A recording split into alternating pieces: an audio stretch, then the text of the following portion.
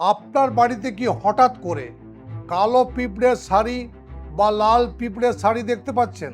জানেন এর পিছনে কি সংকেত থাকে? কালো পিঁপড়ে যদি আপনার বাড়িতে দেখতে পাচ্ছেন সারি সারি দিয়ে উঠছে, তাহলে জানবেন আপনার বাড়িতে ভালো লক্ষণ কিছু দেখা যাচ্ছে। এটি ঘরে খাদ্য সমৃদ্ধির ইঙ্গিত দেয়। এর দ্বারা ধীরে ধীরে আপনার বাড়িতে অর্থবৃদ্ধি এবং সুখ আসবেই।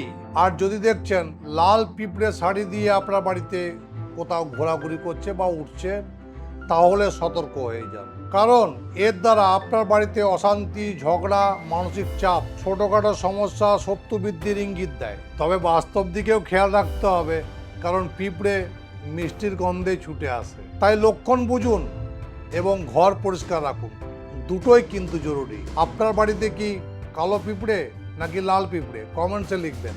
আর এই ধরনের ভিডিও পেতে অবশ্যই আমাকে ফলো করবেন, ইউটিউবে গেলে আমাকে সাবস্ক্রাইব করবেন এবং লাইক করে ভিডিওটি বেশি বেশি করে চারিদিকে ছড়িয়ে দেবেন। জয় গুরু বামদেব, জয় মা তারা।